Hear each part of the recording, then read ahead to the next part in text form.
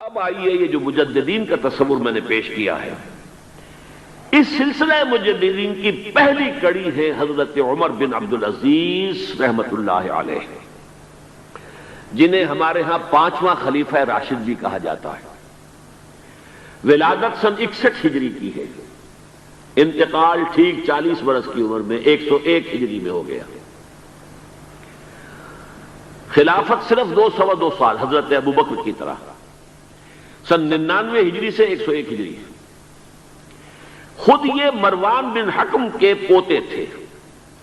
بنو امیہ کے جو خلفاء ہیں ان کی 2 شاخیں ہیں، امیہ کے 2 بیٹوں سے جو شاخیں چلی ہیں، ایک حرب سے چلی ہے، اس میں ابو سفیان تھے لیکن وہ خلیفہ نہیں تھے، لیکن امیر معاویہ، پھر یزید کا بیٹا تھا معاویہ ثانی۔ دوسری شاخ جو تھی وہ مروان ابن حکم سے چلی ہے، اور اس میں ہے اصل میں جو 10 خلفاء آئے ہیں بنو امیہ کے۔ یہ مروان بن حکم کے پوتے تھے، لیکن ان کی والدہ حضرت عمر کی پوتی تھی۔ یہ جو امتزاج ہوا ہے، یہ جو حضرت عمر فاروق رضی اللہ تعالیٰ عنہ کا خون ان کی رگوں میں پہنچا ہے، اب وہ بڑا مشہور واقعہ ہے، دلچسپ واقعہ ہے کہ حضرت عمر ایک روز اپنی رات کی گشت پر تھے، جو آپ خبر گیری کے لیے رات کو سفر کرتے تھے شہر کے اندر، تو آپ نے دیکھا small hours of the morning, صبح کا فجر سے کچھ وقت پہلے کا وقت ہوگا، ایک گھر میں سے آواز آ رہی ہے ماں بیٹی کی گفتگو کی۔ ماں نے کہا بیٹی بکریوں کا دودھ نکال لیا، دہو لیا؟ کہ ہاں امی۔ اچھا اس میں کچھ پانی ملا دو۔ انہوں نے کہا امی آپ نے سنا نہیں، خلیفہ نے منادی کرائی تھی کہ دودھ میں پانی ملانا غلط ہے، ہرگز کوئی پانی نہ ملایا جائے۔ ماں نے کہا تو بیٹی خلیفہ یہاں کوئی موجود ہے، کوئی دیکھ رہا ہے، پانی ملا دو۔ بیٹے نے کہا کہ امی خلیفہ نہیں ہے، اللہ تو موجود ہے، اللہ تو دیکھ رہا ہے۔ حضرت عمر نے وہ بات سن لی، اس گھر کو آپ نے تاک لیا اور جا کے اپنے بیٹے عاصم سے کہا کہ وہاں رشتہ کر لو۔ وہ ہے لڑکی پھر جس کے نسل سے یہ حضرت عمر بن عبدالعزیز یہ پیدا ہوئے۔ تو یہ در حقیقت پوتی ہے حضرت عمر فاروق کی، ان کی والدہ ام عاصم، اور یہ خود پوتے تھے مروان بن حکم کے۔ اور جو 8واں خلیفہ تھا بنو امیہ کا سلیمان، اس کی وصیت کے مطابق یہ خلافت ان کو ملی تھی۔ اب آپ ذرا یہ سوچئے، جائزہ جو ہمیں آج لینا ہے، اس وقت تک دین کے اوپر کون سے گرد و غبار آئے تھے کہ جن کو حضرت عمر بن عبدالعزیز نے صاف کیا؟ ابھی 100 برس بھی نہیں ہوئے حضور کے انتقال کو، ابھی یہ 90 برس ہو گئے ہوں گے یا 80-85 برس ہو گئے۔ عقائد میں کوئی ٹیڑھ نہیں آیا، ابھی کوئی یونان کا فلسفہ نہیں آیا، ابھی کہیں کوئی منطق نہیں آئی، کچھ نہیں آئی۔ عقائد سیدھے سادہ جو عربوں کے تھے وہ ہیں۔ اعمال میں بھی کوئی تبدیلی نہیں آئی، مسلمانوں کے اعمال اخلاق تقریباً وہی ہے، کچھ کمی ہو گئی، کچھ دنیا کی طرف زیادہ رغبت ہو گئی ہوگی، مال اور دولت دنیا سے زیادہ دلچسپی ہو گئی ہوگی بس، لیکن دینی اعتبار سے کوئی فساد، کوئی خرابی کوئی نہیں تھی۔ خرابی کہاں آئی تھی؟ نظام حکومت میں خرابی آئی تھی۔ یہ نظام حکومت کے جو سیلینٹ فیچرز ہیں، اس موضوع پر میں تذکرہ کرنا چاہتا ہوں کہ مولانا سید ابو العلا مودودی کی جو کتاب ہے خلافت و ملوکیت، میں نے اس سے پہلے بھی ایک مرتبہ عرض کیا تھا، آج پھر دوہرا رہا ہوں۔ اس کتاب کے میں 2 حصے کرتا ہوں۔ پہلا حصہ اصولی مباحث پر مشتمل ہے کہ خلافت کسے کہتے ہیں، ملوکیت کسے کہتے ہیں، ان درمیان فرق کیا ہے، اور میں یہ سمجھتا ہوں کہ اس اعتبار سے اس کتاب کا یہ حصہ ماسٹر پیس ہے، بہت عمدہ۔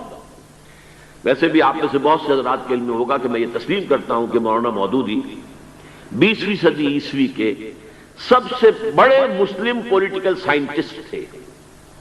اسلام کے سیاسی نظام کو، دستوری نظام کو انہوں نے خوب سمجھا ہے، اور میں سمجھتا ہوں کہ علامہ اقبال نے جو چند اشارات دیے تھے، اس پر پورا ایک نظام جو ہے دستوری اور سیاسی ڈھانچہ بنانا، یہ کام ہے مولانا مودودی کا۔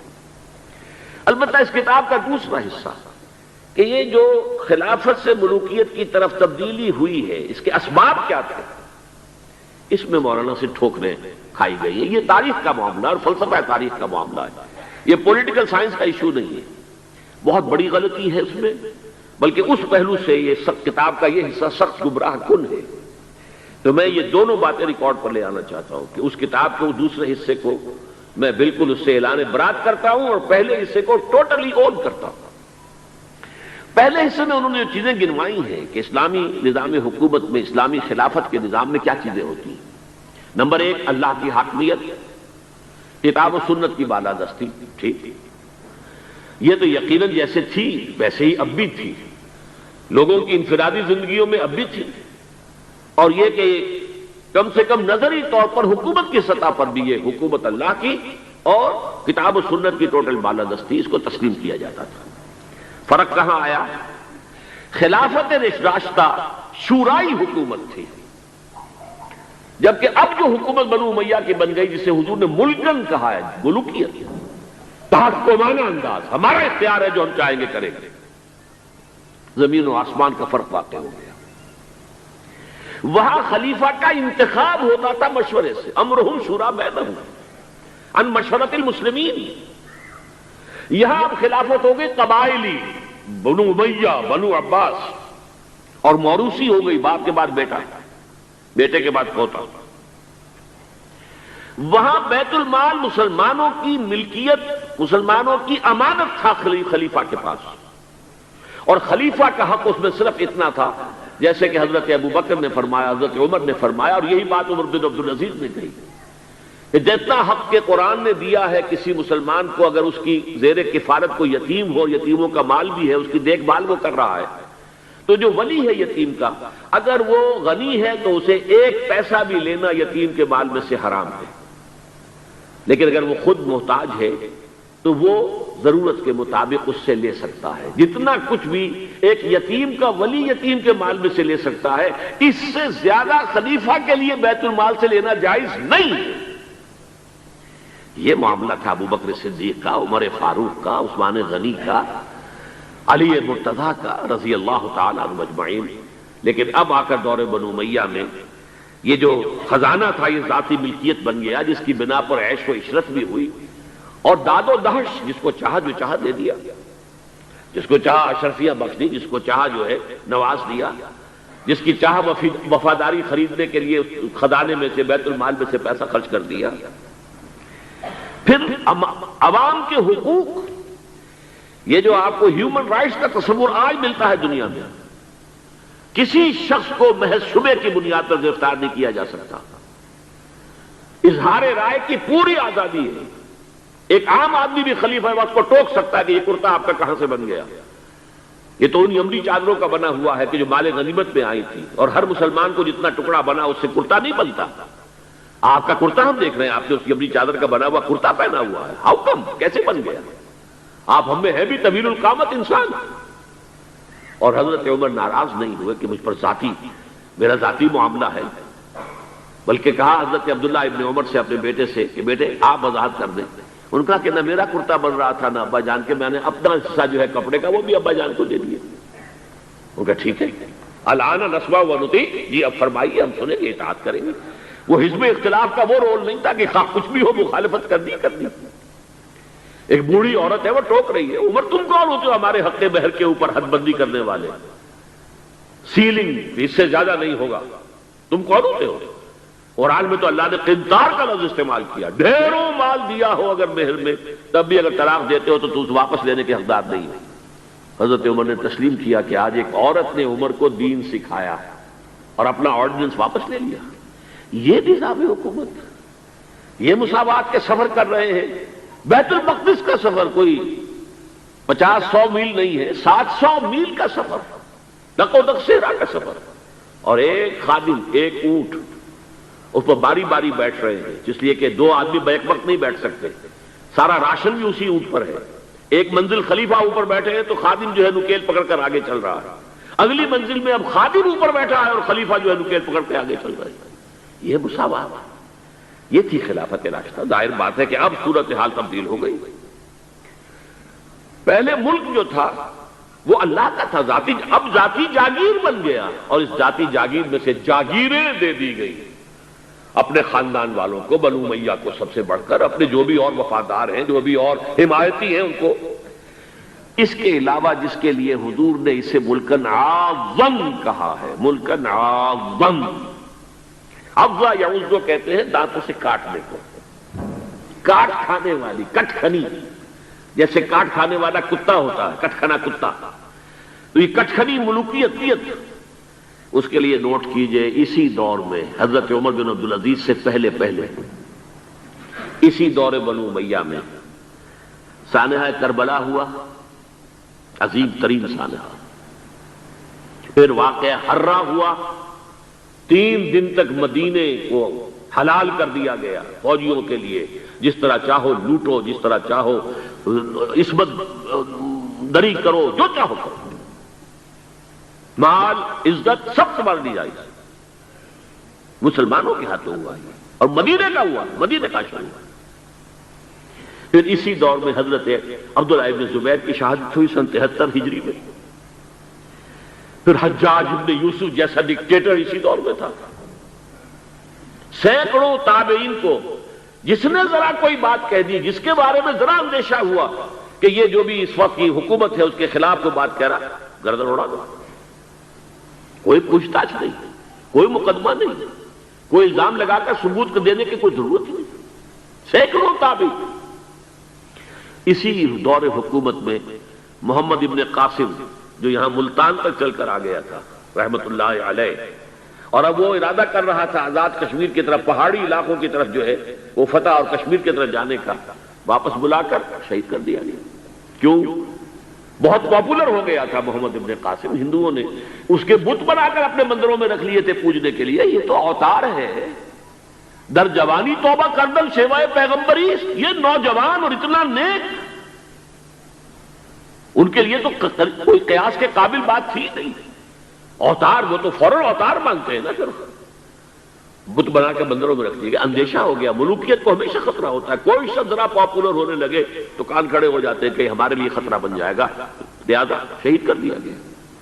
موسیٰ ابن نصیر کے ساتھ یہی ہوا ہے، جن کے ایک جرنیل طارق بن زیاد نے عثمانیہ فتح کیا ہے. بوڑھے جرنیل کو بلا کر سارا دن دھوپ میں کھڑا رکھا گیا ہے، یہاں تک کہ وہ بے ہوش ہو کر گرا ہے. حالانکہ اس کی وجہ سے شمالی افریقہ کے بڑے علاقے فتح ہوئے، اور انہی کے جرنیل سے طارق بن زیاد. یہ ہے وہ کاٹ کھانے والی صفت جو ہے ملوکیت کی. ملکن عاضا. حضرت عمر بن عبدالعزیز نے کیا کیا؟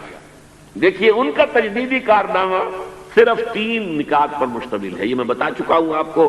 ابھی نہ عقائد میں کوئی کجی آئی تھی، نہ اعمال میں کوئی خرابی آئی تھی. عوام کے حکومت کے نظام میں تبدیلی ہوئی تھی. اب موروثی ہو گئی تھی اور تحکمانہ ہو گئی تھی. خلیفہ جو ہے وہ موروثی یا نامزد ہوتا تھا، اور یہ جاگیر بن گئی تھی اپنی ذاتی بیت المال. انہوں نے 3 ہی کام کیے. نمبر 1، ان کو خلافت ملی تھی اصل میں سلیمان جو ان سے پہلے خلیفہ تھے ان کی وصیت کی بنیاد پر. لیکن یہ احتیاط کر لی گئی تھی کہ اگر کہیں یہ وصیت پہلے لوگوں کے علم میں آ گئی تو شاید لوگ بغاوت کریں اور حضرت عمر بن عبدالعزیز کو گوارا نہ کریں. لیکن یہ کہ انہوں نے یہ کیا جو اس وقت کے ذمہ دار لوگ تھے کہ پہلے وصیت لا کر وصیت پر بیعت لے لی گئی کہ یہ وصیت ہم تسلیم کریں گے. ابھی سلیمان کے انتقال کی خبر بھی نہیں دی گئی، اسے بھی چھپا کر رکھا ہوا. اس کے بعد وصیت کھولی گئی اور حضرت عمر بن عبدالعزیز، اور اعلان کیا گیا کہ سلیمان کا انتقال ہو گیا. تب لوگوں نے بیعت کری، کیونکہ بیعت تو کر چکے تھے، وصیت کی بیعت کر چکے تھے. اس وصیت میں سے عمر بن عبدالعزیز برآمد ہو گئے تو وہ بیعت خود بخود ہو گئی. لیکن انہوں نے جا کے اعلان کیا مجمع عام میں، لوگوں مجھ پر یہ خلافت کی ذمہ داری ڈال دی گئی ہے، بغیر مجھ سے پوچھے، بغیر میرے مشورے کے، بغیر میری خواہش کے. لیکن میں آپ کی گردنوں میں سے اپنی خلافت کے اس قلادے کو اتار کر پھینک دیتا ہوں. آپ جسے چاہیں اپنی آزاد مرضی سے مشورے سے خلیفہ بنا دیں. یہ پہلی اصلاح تھی. موروثیت ختم، نامزدگی ختم. اب اگر چاہتے ہیں آپ، اگر لوگوں کی رائے ہے ان کا مشورہ تو ٹھیک ہے. سب نے کہا بیک زبان ہم آپ پر راضی ہیں، ہم آپ ہی کو خلیفہ بنانا چاہتے ہیں. پہلی اصلاح تو یہ ہوگی. دوسرا کام یہ کیا، جتنی جاگیروں کے ڈاکومنٹس تھے، دستاویزات، وہ سب طلب کیے. خود اپنے گھر سے اپنی بیوی کے سارے زیورات، عبد الملک بن مروان کی بیٹی سارے زیورات بیت المال میں داخل کر دی. اپنی جاگیر سب سے پہلے اپنی جاگیر کو ختم کیا. اس زمانے میں شریڈر تو تھے نہیں، مشین تو تھی نہیں. مسجد میں بیٹھے ہوئے تھے حضرت عمر بن عبدالعزیز، اور وہ ایک ایک وثیقہ لایا جاتا تھا اور وہ قینچی سے کاٹ کاٹ کے پھینک رہے تھے. بڑا طوفان مچ گیا. بنو امیہ کے لوگوں کے اندر یہ کیا ہو رہا ہے؟ ایک وفد بھی آیا کہ دیکھیے آپ اپنے سے پہلے لوگ جو کچھ انہوں نے کیا تھا، آپ اب جو چاہیں آپ کریں، لیکن پہلے جن لوگوں نے جو کچھ کیا ہے اس کی نفی تو نہ کیجیے۔ حضرت عمر بن عبدالعزیز پوچھتے ہیں دیکھو اگر تمہارے پاس ایک فرمان ہو امیر معاویہ کا اور ایک ہو ان کے بعد کسی چوتھے پانچویں پشت کے اندر آنے والے کا، تو کس کے فرمان کو زیادہ اہمیت ہوگی؟ سب نے کہا امیر معاویہ کے فرمان کی زیادہ اہمیت ہوگی۔ تو فرمایا کہ میرے پاس فرمان جو ہے وہ امیر معاویہ سے بھی بہت پہلے کا ہے، میرے پاس اللہ کی کتاب ہے، قرآن ہے، میں اس کی روح سے طے کر رہا ہوں، لہذا ہو جائے کم وقت میں، کوئی ناراض ہوتا تو ہو۔ ساری جاگیریں ختم کر دی۔ نمبر 3 واقعہ یہ ہے کہ خود اپنی زندگی کے اندر جو عسرت اور جو تنگ دستی اور جو سادگی اختیار کی ہے، میں سمجھتا ہوں غالباً اس میں وہ حضرت ابو بکر حضرت عمر کو بھی مات دے گئے ہیں رضی اللہ تعالیٰ عنہ۔ حالانکہ بڑے ہی ایک تو حسین اور جمیل انسان تھے، خوش شکل، خوش لباس، شہزادے تھے، گورنر بھی رہے تھے، پھر ان کے والد جو ہے طویل عرصے تک مصر کے گورنر تھے، وہاں ان کی پرورش ہوئی تھی گورنر کے بیٹے کی حیثیت سے، اعلیٰ لباس پہنتے تھے، خوشبو کے اندر اس طریقے سے بسا ہوا کہ جہاں سے گزر گئے ہیں پورا راستہ معطر ہو جاتا تھا۔ لیکن اب اچانک جو آیا ہے، جیسے ہی یہ بیعت ہوئی ہے خلافت کی، ان کی اہلیہ کہتی ہیں، حضرت فاطمہ ان کا نام تھا، کہ آ کر بیٹھ کر اور مصلے پر رونا شروع کر دیا۔ میں نے پوچھا کیوں، کیا ہوا؟ کہ یہ جو بوجھ مجھ پر آن پڑا ہے، یہ ذمہ داری ہے۔ رونا شروع کیا، اور اس کے بعد واقعہ یہ ہے کہ انہوں نے ذاتی زندگی میں کپڑا صرف ایک جوڑا، 2 بھی نہیں، جمعے کے لیے بھی اس کے دھو کر سوکھنے کے لیے انتظار کرنا پڑتا تھا، تب جا کر پہن کر اس کو جمعے میں جاتے تھے۔ ایک دفعہ آئے ہیں اپنی بچیوں سے گفتگو کر رہے تھے، تو بچیوں کو دیکھا عجیب حال ہے کہ وہ جو بھی بات کرتی ہیں پھر اپنے منہ پر ہاتھ بھی رکھ لیتی ہیں۔ پوچھا کیا سبب ہے؟ کہنے لگی آج ہم نے صرف پیاز سے روٹی کھائی ہے، ہمارے منہ سے بدبو آ رہی ہوگی، ہم نہیں چاہتی کہ آپ کو اس بدبو سے تکلیف پہنچے۔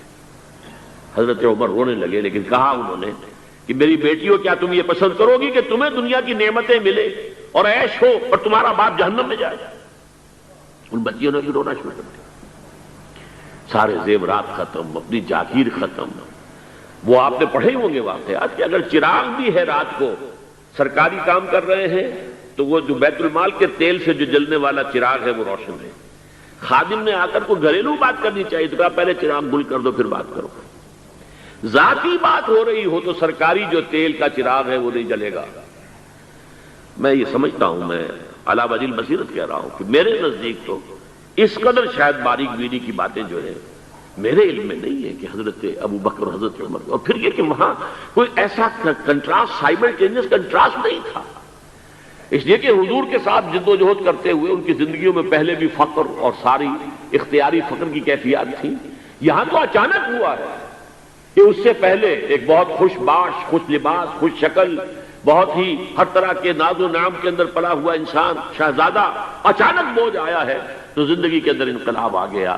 یہ ہے خلیفہ اول، خلیفہ خامس ان کو کہا جاتا ہے، خلافت راشدہ میں شامل کیا جاتا ہے، اور یہ ہے سلسلہ تجدید خلافت کی پہلی کڑی، اور اس کو ہم کہیں گے یہ تجدید کامل تھی، کیونکہ ابھی خرابی آئی ہی صرف نظام حکومت میں تھی، اسی کو آپ نے درست کر دی۔ یہ دوسری بات ہے کہ یہ بہت شارٹ لیوڈ رہی ہے، بات آگے نہیں چلی ہے، ان کو زہر دے دیا گیا، اس لیے کہ یہ بات زیادہ قابل برداشت نہیں تھی بنو امیہ کے پورے خاندان کے لیے، قبیلے کے لیے۔ انہیں گمان غالب یہی ہے کہ زہر دے کر جو ہے انہیں شہید کیا گیا، لیکن بہرحال یہ پہلی کڑی ہے عمر بن عبدالعزیز رحمۃ اللہ علیہ۔